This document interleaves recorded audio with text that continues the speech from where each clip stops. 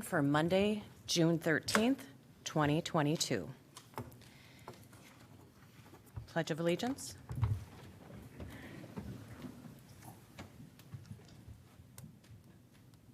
I pledge allegiance to the flag of the United States of America and to the republic for which it stands, one nation, under God, indivisible, with liberty and justice for all. Thanks, Bill. Ms. Synth, the roll call. Councilmember Juniman? Here. Councilmember Knudsen? Here. Councilmember Villavicencio? Here. Acting Mayor Cave? Here. And Mayor Abrams is not with us tonight. Next, approval of the agenda. I move approval. Second. We have a motion and a second. Any other questions? Comments? Yes, Kathy. One council presentation, National Night Out. Okay. With a motion and a second, all in favor, say aye. Aye. Aye. Any opposed? Okay, motion passes. Next, approval of the minutes. May 23rd, 2020, City Council Workshop Meeting Minutes. So move approval. Second. We have a motion and a second. Any further questions? All those in favor, say aye. Aye. Aye. Those opposed? Motion passes. The approval of the May 23rd, 2022 City Council Meeting Minutes. Move approval. Second. Motion and a second. Any further questions? All those in favor say aye. Aye. Any opposed? Motion passes. Appointments and presentations. Administrative presentations. City Manager? Thank you, Acting Mayor Cave, members of the City Council. The council calendar update is meant to just inform you on things that are coming up on our agendas. On June 27th, we're going to have a workshop. We're going to hear from Ms. Palthus on the 2023-2027 CIP. And then we're going to have a discussion about the fire EMS staffing study. So that will be a pretty intense meeting. A lot of information is going to be shared with you that evening. At the council meeting, we're going to have an update on the Purple Line. And then on July 11th, we have a scheduled EDA meeting. And we will do that at a workshop time. And once I get a sense of how much business there is, I'll let you know how much time we need on that. At one of our meetings on May 23rd, we had a discussion about lead pipe replacement programs because, the St. Paul Water Utility is working with the City of St. Paul to institute a program for that. Steve Love has done a lot of research on this, and Ms. Paulson has as well. So within the next couple of weeks or so, we'll bring you back some information on that. But there's a lot of good information. One of the things that I didn't know was it's really homes that were built kind of before 1950. So it's really the older homes that have that problem. There's also some challenge where we don't know where they are, all the pipes, or where they don't have them or have them. So there's still some work to do, but we're making progress on that. And then in addition to that, we have the council schedule for the Maplewood Living through January of 2023. And on the second page are all of our community events, which are just starting to kick off now. So we have lots of good things happening, and we also have National Night Out, which I believe Councilmember Juniman wanted to speak about. So that's all I have for this evening. If you have any comments or issues that you'd like us to work on, I'd be happy to listen to that right now. Is anyone? Bill? I just have one update on the Purple Line. I'm on a group that's interviewing, reviewing applications for public commissions. In other words, people that are going to weigh in on a project. There's 44 applications, and they're allocated by communities. So Maplewood has 5 delegates that can look in on the process, and that's going on right now. So be a lot of community input coming forward in the next few months. Great. Thanks for that. So are they closed? The application's closed? Yes, as far as I know. Okay, thank you. Anyone else have a question for Melinda? Okay, thank you. Next. Thank you, Melinda. Next, council presentations. Kathy, you had National Night Out. Yes, this is the first warning. The first Tuesday of August. This year it's August 2nd, will be National Night Out.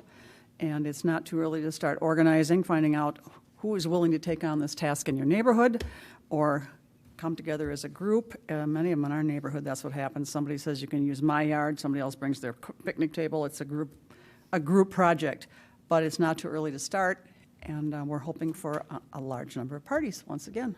It's a good way to meet your neighbors and meet some staff anyway. We have lots of staff out that night, so people get a connection with the city that way. So August 2nd, Kathy, do people have to call into City Hall and register their? but I don't know what the hotline is yet. Okay, okay. Maybe the chief knows, I don't know. No, he doesn't know yet I don't either. know yet either. It's usually handled by someone in the police department where you register, and then communications teams makes the maps, and we get those out to you a couple days before the event. Okay, thank you. Next, we have the 2021 Annual Comprehensive Financial Report. I've been waiting all day. Yeah. And Ms. Paulseth is a presenter on that. Thank you, Madam Acting Mayor. So for the past 6 months or so, my staff and I have been preparing the financial reports for the year ended December 31st, 2021. Our auditors have been involved in the process as well as auditing and scrutinizing the books very closely. You do have a copy of the report and the communications letter and the schedule of federal awards in your packet. If you would like your very own bound copy, I would be happy to get you one. But you do have a copy of it in the packet. So tonight, the council will be considering a motion to accept this report. But we do have with us tonight Matt Mayer, who is a partner with Bergen KDV, and he was the top auditor on the audit this year, and he does have a PowerPoint presentation to give. So, Madam Acting Mayor, if he could proceed with that, Matt Mayer. Thank you, Thank you. Director Paulseth, Acting Mayor Kay, members of the council. Thank you for the Welcome. invitation to present the results of the 2021 audit. As Ellie mentioned, you have about 300 pages of documentation representing the final product of our work in front of you. It's my job tonight to try and condense that to make some sense of it for you and summarize the great results that you got here for 2021. The city has a responsibility each year to prepare financial statements for the public, and it's our job to come in to test, examine, give an opinion on those financial statements so that users of them can be assured that they are a true and accurate picture of what happened here at the city of Maplewood during the 2021 fiscal year. We do that through an independent auditor's report, which you'll find in front of the financial statements, where we provided an unmodified or clean opinion that is the best that we can give you. And it means that the numbers that I'll be sharing with you in a little bit are a true and accurate representation of what your financial position was at the end of the year and the results of your operations for the year, the revenue coming in, the expenditures going out. There are 3 other reports within your materials. One of those is called a Government Auditing Standards Report.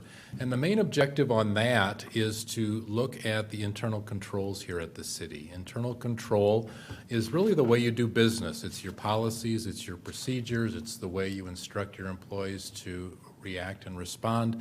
And if we have any concerns with that, we would bring them out through our report on government auditing standards, and we had none. And that's important because internal control is the system to make sure you're safeguarding your city assets, to keep them secure, and also to ensure accurate financial reports for you and for the public going forward. So that's a compliment to the finance team under the leadership of Director Paulseth, and Assistant Director Roop is also here tonight, and it's a good opportunity for me to thank them and their team for all their work in preparing for us.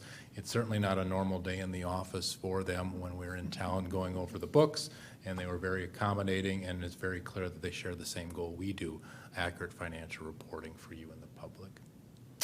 You might remember that you received significant federal dollars during 2021 again. It was CARES funding in 2020. In 2021, it was called ARPA money. We're going to run out of acronyms pretty soon for all the federal dollars you've been getting, but we'll take them in the meantime. We, as your auditors, are required not only to make sure that the numbers are right and that the dollars came in appropriately, but that you use them appropriately as well. So we did what's called a single audit or a compliance audit, and that that ensures that the dollars were used according with the agreements that you had with the feds regarding the ARPA provisions. And again, no issues, no findings there. And then finally, the last report I have for you is one on Minnesota legal compliance. The Office of the State Auditor is the organization that's charged with oversight for all municipalities in the state of Minnesota. They're the ones who collect the audit report, keep that on file, and make sure that everything is going well at each individual locale within the state. And they tell us when we go out to do the financial audit, while you're there, we want you to check on some specific things regarding conflicts of interest, contracting and bidding, how you guys are investing and depositing your funds. And again, if we have any concerns, we're required to bring them out through that report. We had none for 2021. So you can count them there. I've got 4 reports for you. All 4 are the best that I can provide. Extremely clean audit for 2021, a compliment to the city as well as your finance team when it comes to that. Yes. Kathy? Sorry, I should have done this at the beginning, but you took a breath, so. I just want everyone here to know that the mayor and I met via Zoom with the auditors before, when it was just a draft, and so we had our questions answered. So any questions we had will be worked into his presentation tonight. Okay. Just Thank want you you. to know. Hope I caught them all, so call me on it if I don't catch them all. All right, thank you. I know you are kept very well up to speed from your team, get with consistent reports. That was part of our testing on how you're doing financially, but I think it's a good opportunity for a third-party person to come in and give kind of an objective take on how things are. So I'm going to take just 4 or 5 minutes just to run through a few of the numbers here with you to give you some perspective on how the year went. What I want to do is talk about the general fund, which is the main operating fund of the city. When the people think of the city of Maplewood, that's the fund that they think of: the police department, the fire department, streets department, park and rec, everything runs through the general fund when it comes to that. And as I mentioned, when it comes to revenue, you got significant one-time dollars coming into this fund in 2021. That gray portion of the bar you see there really jumps the numbers for 2021. That's your ARPA spending, and that was, again, one-time money. So while revenue was up 15% year over year, we have to remember that was a one-time situation, and we'll go back to more regular inflationary increases in 2022 and beyond. But it was a nice bump and certainly added to the financial health of the city for the 2021 fiscal year, which we'll see in a minute. The budget for the revenue is important to look at. That really is driven by you as council members. The budget is an opportunity for the public through you to really direct how the city's finances should be run for the year. So it's important to us as well when we look at your numbers to understand what the plan was, what actually happened, and if there were significant variances, understanding why and how they might impact your financial health. And if we look at the budget for 2021, it was about a $27.2 million revenue budget, bottom line on the left there. Actual revenue coming in was $27.5 million, so those projections were very good. You had only a 1% variance, or about $269,000, and that was actually over budget, so a positive there. And if you look at what was driving that, it was pretty much licenses and permits. That is a variable revenue stream based on development, other activities going on here at the city, and that came in a little bit better than anticipated. One other number I want to highlight was investment income, and you're aware of what's going on in the market right now regarding interest rates and fixed income securities, and you have a significant portfolio. All of that is tied up in fixed income, governmental type securities, T-bills, Fannie Mae's, Freddie Mac's, that type of thing. And they're all at fairly significant low interest rates. And as interest rates rise, the value of those, you're ultimately going to see some paper losses on those until you hold them to maturity. The city holds them to maturity, so we're not concerned that you're going to have any losses. But as we reflect what happened in 2021, we have to reflect the decline in the market value. So you're seeing actually negative investment income for this year, and that will reverse course and get itself back in line as those securities mature. But for right now, there was a temporary hit in 2021 as we're dealing with this rising interest rate environment. If we look at where the dollars are coming from, you can see that a year ago, about 3/4 of your general fund revenue was from property taxes, and that typically is where things land. But for 2021, because of the significant federal funds coming in, it was only about 2/3 of the general fund, but we anticipate that going back to more normal ratios here in 2022. Spending for the year. Spending for the year was actually down about 0.6%. Spent less in real dollars year over year than what you did from 2020 to 2021. Back in 2020, there were significant expenditures related to PP&E and COVID response in the fire department, and those ultimately weren't needed at the same levels anyway in 2021. And there was also a little bit of reorganization, I guess I would call it, with your parks and recreation activities, and a lot of that recreation activity moved out of the general fund and was no longer presented there. So most of the other departments, whether it be police, public works, finance, administration, were pretty consistent, but you're down a little bit overall, mostly because of those two departments year over year. And then the budget for this. This is the important part as well, because this is where you're setting the parameters for spending for your department heads and everyone that has budget responsibility here at the city. 24.37 million in expenditures were authorized for the year. Actual expenditures for the year ended up being about 23.8 million. So you came in $600,000 under budget for the year, so it didn't spend everything that was authorized. And a couple of numbers are going to jump out at you, but I think the one I would highlight is the police department there. They came in about $500,000 under budget. Again, when you put that budget together, you're typically budgeting toward full staffing or full employment. That department, very much similar to other cities, sees a lot of turnover, a lot of vacancies, and just kind of continually trying to staff up there. With those vacancies in place, there's some savings on the personnel and benefit side, and that's what's reflected in the budget. And that was the main factor on why you were about 2.5% under budget for the 2021 fiscal year.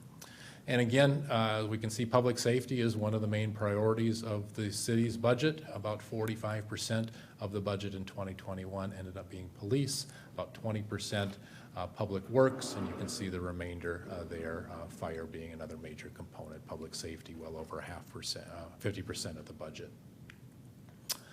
So we'll put that all together and we'll talk about the financial health of your general fund. You can see revenues have exceeded expenditures the last several years. When that happens, the residual or the surplus falls to fund balance, and then that fund balance, you can see, has grown over time. It grew from 10.9 million to begin the year to about 13.2 million to end the year. And what we typically do is look at that number as a percentage, because looking at it from dollars with inflation and changing budgets is very difficult to get some perspective on that. But if you did that based on your revenue, you had about 50% in fund balance based on your revenue for the year. And if you look at it based on expenditures, there's about 60% of a year's worth of spending in fund balance to end 2021 as well. If you match that up against your fund balance policies, which are in that 40 to 50% range, you're doing well and right in line with your expectations regarding financial health. So I think a very successful year for the general fund. I think the taxpayers need to be recognized associated with this as well, and the decisions you make regarding the levy. This number shows the market value increases in blue, the levy increases in green, and then the ratio of those. And you can see that that orange bar, which is the tax rate here at the city, has actually declined. And that means that as council members, yes, the levy has increased in real dollars, but it has not increased proportionally to what it could have been if you kept that in line with the market value increases here. So actually, over the course of the last 5 years, your tax rate has fallen from about 47% down to about 42%. So you've been able to get those results that I just talked about related to financial health, hopefully operating performance as well. And you can see with all of that, your tax rate has been going down at the same time. To wrap things up tonight, I want to take us a quick look at each of your enterprise funds. We call them enterprise funds because they're intended to be run like a business on a fee-for-service type basis. Don't receive a lot of tax revenue, although there might be some there to help out a little bit, but the hope is that the user fees or the charges for services are going to cover the cost of doing operations. And the ambulance fund typically has had pretty good years. You can see that it has been profitable, operating income back in 2017, 2018, 2019, represented by the gray and the orange bars, but a few challenges the last couple of years here. Actually, surprisingly maybe, the number of calls has dropped off fairly significantly during the COVID years, and with that being, the major revenue stream for this fund, you can see revenue has declined from the highs back in 2019, and as a result of that, operating losses have resulted the last couple of years in this particular fund. Now, this fund does get a little help from the general fund from a transfer. There's some grants that come in. There's also a little bit of levy that goes into this fund. So it certainly has strong reserves, and I'm not concerned about it, but this fund is not self-supporting, at least the last couple of years, and is reliant on the help that you as a council have provided it through those transfers and those levy dollars. So just want to remind you of that. Environmental Utility Fund is performing very well, revenue far exceeding expenses each of the last several years. Actually, this fund does make some transfers out to other funds to assist with debt service and some other operations. It is healthy, has strong reserves as well, and no concerns with your Environmental Utility Fund.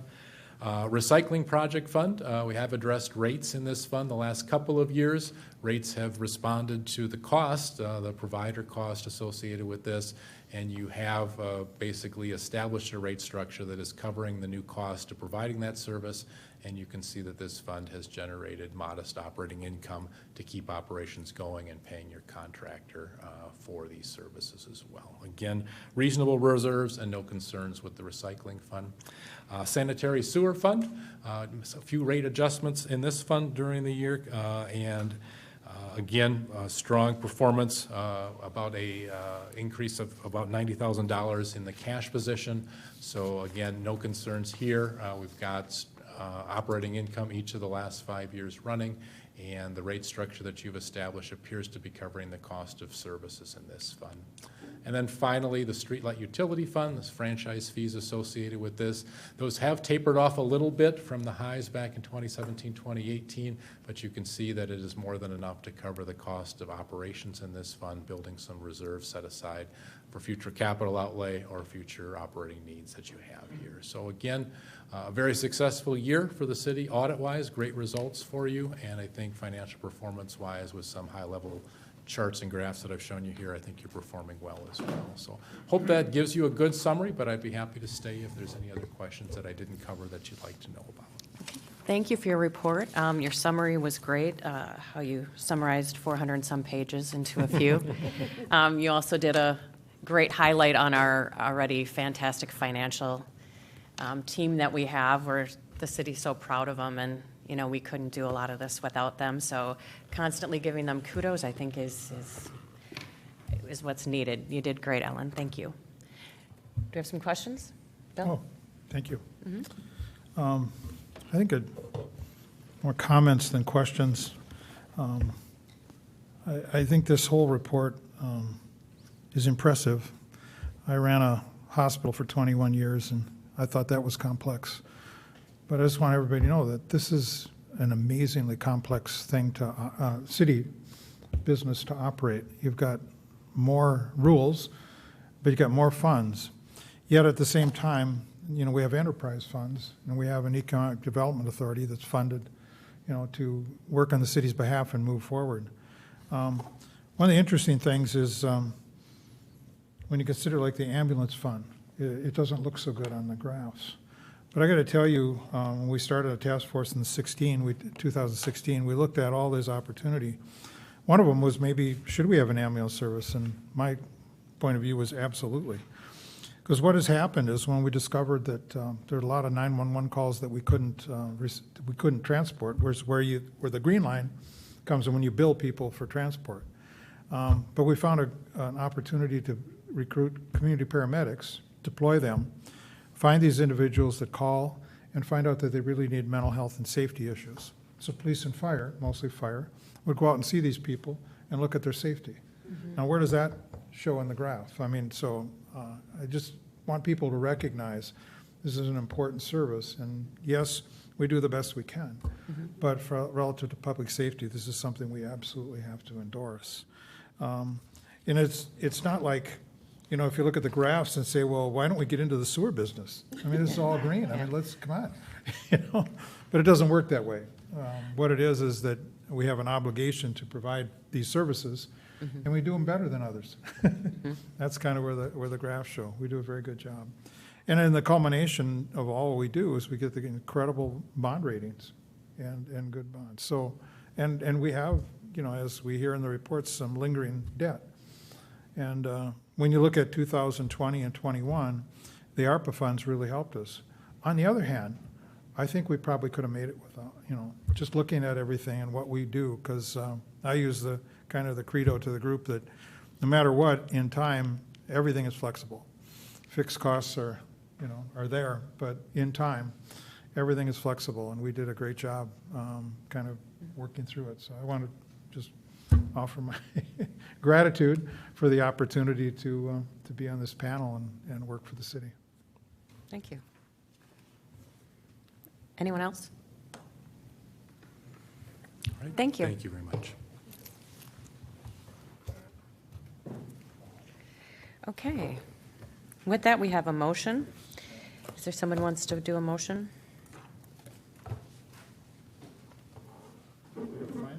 Oh. F3. Page 39. I move to accept the 2021 Annual Comprehensive Financial Report. Second. We have a motion and a second. Any further questions? No, just a comment. Okay. It's been said before, but we'll say it again. Without Ellie and her team, I think we should probably just run down the road really fast. I agree. Everybody relies on their financial people, but not everybody gets the reward we do by doing that. So thank you to you and all of your department. Yeah. Yes, it is. Okay, with that motion and second, all in favor, say aye. Aye. Those opposed, nay. Okay, motion passes. That takes us to the consent agenda.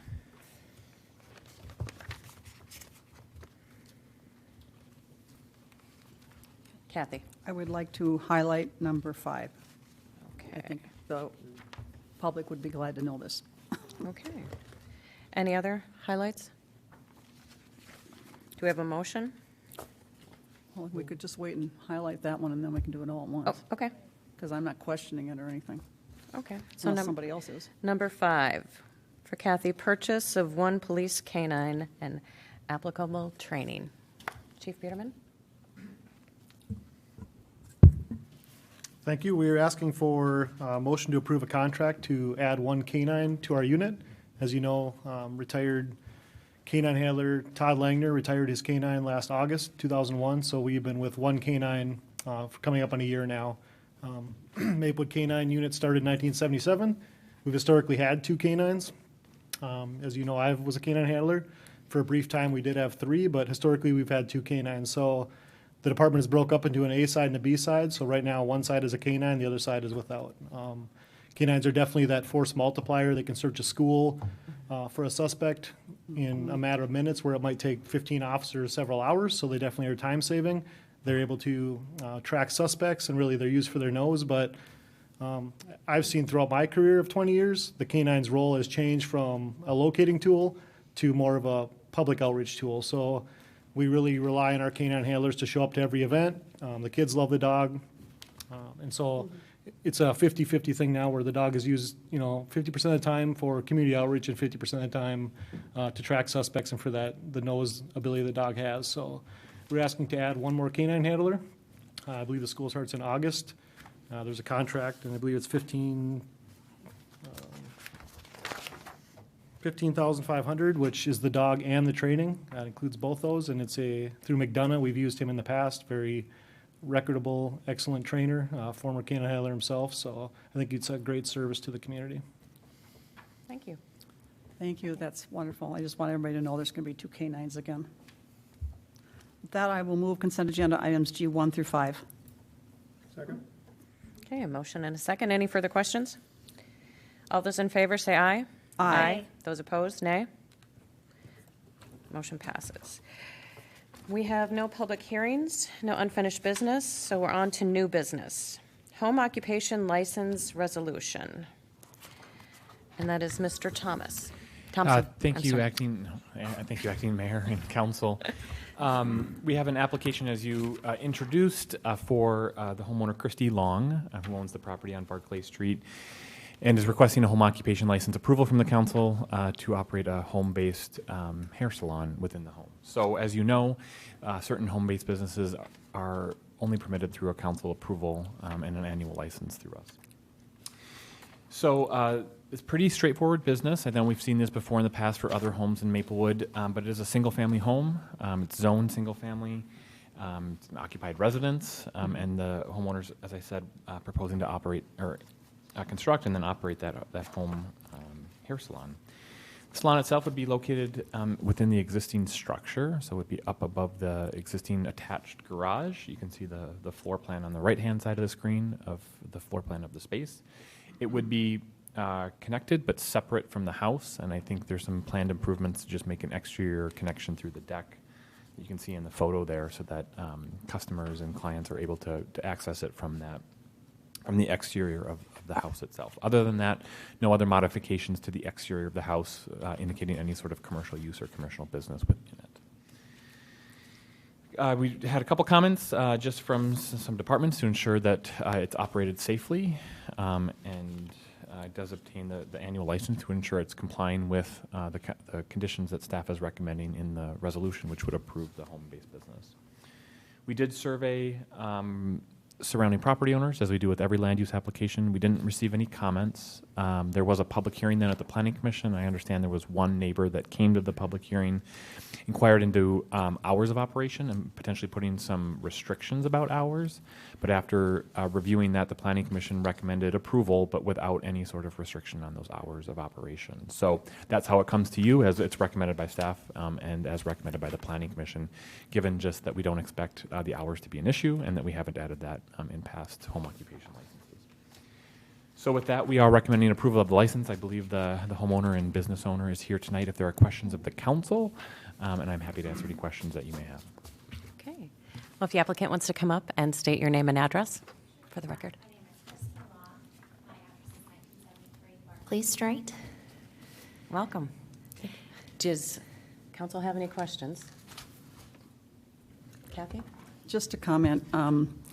I had one inquiry also about hours, but as you said, we haven't had any issues in the past, and because it's a CUP, I mean, if she all of a sudden decides to do this 24 hours a day, first we'll have her head examined, but after that, we'll investigate why she would do that.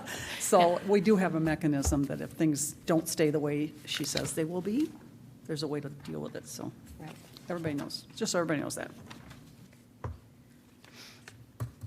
Okay, I guess there's no further questions. Thank you. Thank you. Congratulations. Okay, council. I move the home occupation license resolution for living long hair, 1973 Barclay Street. Second. We have a motion and a second. Any further questions? All in favor, say aye. Aye. Aye. Those opposed, nay. Motion passes. Congratulations. Our next business for new business is conditional use permit amendment and setback variance resolution, MG McGrath, Inc., 1387 Cope Avenue East. I believe that is Jeff again, Mr. Thompson. Sure. Thank you, Acting Mayor and Council. So as you know, MG McGrath has a significant operation within the city off of Cope Avenue, kind of in between White Bear and Frost Avenue, and I'm sorry, English. They actually, the site, just for reference, is actually two separate parcels. They have the 1357 parcel, which you can see on the west side of the Bruce Vento Trail, and then the Easterly facility at 1387 Cope Avenue. In general, their campus includes manufacturing, warehousing. There's also some office and administrative. But the application tonight is for the Easterly facility, the property to the east. And there are two items related to the property. First, an amendment to the existing conditional use permit. And I'll talk a little bit about that for some exterior storage. And then the second is a setback variance for a parking lot expansion along the Cope Avenue south side of the building. So the property is guided for mixed use in our comp plan. It's zoned for light manufacturing, which is certainly consistent with the current and proposed use. And the conditional use permit dates back to 1996, and I'm again talking about the easterly side, dates back to 1996 when that building was constructed. And included in that was a condition that said there could be no outdoor storage or material storage without a revision of the conditional use permit by the council. So that's the amendment to that existing CUP that's being requested tonight, given some of the existing operations that have occurred and some exterior storage that is occurring. So this is just an aerial photo of the site, just kind of highlighting our recommendation in your resolution for some conditions, just to limit where that exterior storage could occur. First, it need to be kind of screened or not viewable from Highway 36. And then the second is there are, as you know, single-family homes on the south side of Cope Avenue. We want to ensure that there's some screening and distance separation to ensure that there's not visual impacts of that storage. So we're recommending 40 feet, kind of pushing it back 40 feet from the edge of that existing building. And that's the line that's marked in yellow on this plan, just to show where that allowable exterior storage would be. In addition to that, staff is recommending that any of the trash containers, trash and recycling containers that are out there are screened with fencing or other materials that are consistent with the building, just again to ensure that visible protection from the surrounding properties.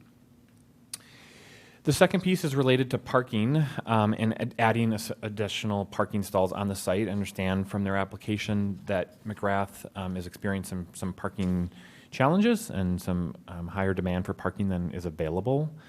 And I think it was noted that was actually included in the 1996 approvals, that there was fairly reduced parking on the site, and it gave the city, the approvals gave the city the ability to require additional parking if warranted. This didn't come to us from the city. It's actually the applicant just acknowledging their operations are requiring that additional parking area.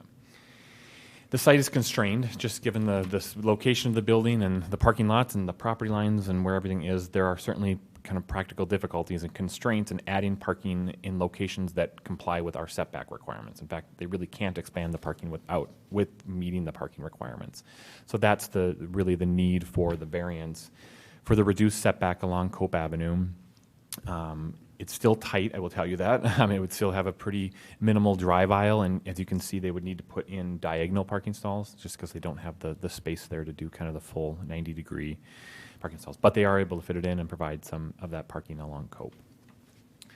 It does, as you may have driven by, there are a number of trees that are located there that are providing some screening, and unfortunately those would need to be removed for the parking stalls. With this part of the Cope Avenue reconstruction project, we'll certainly work with them to see if there's opportunities for screening as a result of some of the landscaping that's done at the project to kind of put some back of that landscaping. But in general, they would be required to still comply with our tree preservation ordinance and our replacement requirements somewhere on the site. We did survey property owners. We didn't receive any public comments from neighbors, and there was nobody that I believe spoke at the public hearing either on it with any concerns from the neighbors. And with that, the Planning Commission recommended approval both of the amendment for the exterior storage as well as the setback variance for the parking lot. And so with that, we've included a resolution in your packet tonight which would approve both applications for MG McGrath. I understand we do have some representatives of the company here tonight, should there be the questions from the council. Okay. Kathy. I have a question. Why has there been outdoor storage going on there now when it wasn't part of the original CUP? I don't know how long the exterior storage has been going on. I know from the staff perspective, we have never received complaints about it as being a concern of the neighbors, and so it was not brought to our attention, which is why we hadn't explored that 1996 condition. But certainly as this application came in and we were doing our site investigations and background history, that's when it became aware to us that condition existed. We certainly think it's reasonable. We know they have significant operations out there. We think that from staff's perspective that there's an opportunity to kind of codify it and confine it to a location that's most appropriate for the neighbors and the surrounding kind of public ways to more define where that area should be allowed. I'm glad that staff has looked into it, but the grumpy lady, you know how I am about that. I'm not a great believer in it. It's better to ask forgiveness than permission. So, you know, I mean, I'm glad it works, but I think they need to be real careful of the placement and make sure it's appropriately screened from everybody. My second concern, of course, is the parking, and down go 7 trees. We know how fond I am of that. What, you know, you said as we redo the street project, there may be some screening that can be done. Do we know what that means? Or what it could look like, or? Not, Acting Mayor and Council, not specifically. I think because as you can see, the plans are fairly preliminary in terms of what the grading is. So there's some kind of coordination that's needed between our engineering department and the final construction drawings for the project to understand just what the final grades will be and what that will allow for landscaping or soft vegetation to provide some reprieve from the trees that will be removed. That semi bothers me because there's houses across the street. So I'm not sure how we do this, but I think somehow we have to write into the condition that we need to bang out something that ends up with some kind of a screen for the neighbors. So I don't know how we go about that. We have the applicants here. They'd like to come up, give their name and address for the record, please. Yeah, I'm Mike McGrath, we're the building owner at 1387 Cope. Tim Sorrow, 1387 Cope also. We currently have a plan to install a fence Okay. on that curb line where our parking is. Okay. We did submit some preliminary pictures of decorative fences that we would put up, or could put up. Okay. It should be in the packet. Well, I think the trees as they are right now, when the new sidewalk and things come through, are gonna be greatly disrupted as they are just with the root system that's on those trees now. We planted those, we built the building, my dad did, in 1996, and we've just outgrown it. We bought the Corner Kick facility in 2011 and did a lot of work to make that a lot prettier than it was. When we purchased that building, with the parking lot and the screen wall, and just trying to clean that up all the way through that whole campus. So we've just sort of outgrown this existing facility, and we want to stay in Maplewood. We've had some large projects that required some of the outdoor storage to kind of swell. Recently, we're doing a soccer stadium at the new St. Louis MLS soccer facility. So it's we're just out of space, and we're out of parking. We're short, probably 16 to 20 spaces right now. And so it's a constant battle. We're good friends with, or partners with the Larkins, and we sort of, they use our parking lot at night when they get over occupied, and we use theirs during the day at some point right now. But it's fine in the summer. It's really rough in the winter, obviously. So we're just trying to work with the city to find a resolution that keeps everybody happy, and we want it to look nice, and we're proud of the building and proud of the campus that we have. Mayor? Yep. In the resolution, under the conditions, it's conditions 8 and 9. One has to do with the screening plan, and the other with the parking lot expansion and the tree impact. I guess I'm saying, pretend those are in bold print, because screening is important and trees are really important. And I understand that, disrupting those trees, they will not be worth anything. But I cannot emphasize enough, work with staff, work with our environmental planner, and make sure that there's some kind of preferably natural screening. Well, we like that better too, but I think we're gonna lose that when the new COPE improvements come through, and just have to figure out a creative way to make sure we can get something that looks nice. And I think we play pretty well with our neighbors currently, and make sure that they're happy at all times. And they can always contact us, and certainly do if they have question about something. So Thank you. You've certainly been good neighbors. I didn't realize how good with Larkin, which is fabulous a business, but the neighborhood too hasn't, there was no complaints or anything, so. Oh, and there was thank a lot of, shall we say, consternation at first, wondering how this is going to work out, and it's been wonderful, but that doesn't mean I'm happy about the trees. I was just gonna, 8 and 9. Oh, okay. Okay. Anyone else have any other questions? Acting Mayor, Can I just add one thing? I Yes. just forgot to mention that we did look at to ensure that it's not the exterior storage that's removing parking and driving the need for additional parking. So just know that the exterior storage is not being located in areas where existing parking is, that's then driving the need for the additional parking that's removing the trees. So that was looked at. Okay, thank you. Thank you. Yeah, thank Either you. way, the trees are going. Either way, the trees are going. Okay, with that, do we have a motion? Motion to approve the resolution for conditional use permit amendment and setback variance permitting exterior storage and parking lot expansion for MG McGrath, Inc., property located at 1387 Cope Avenue East.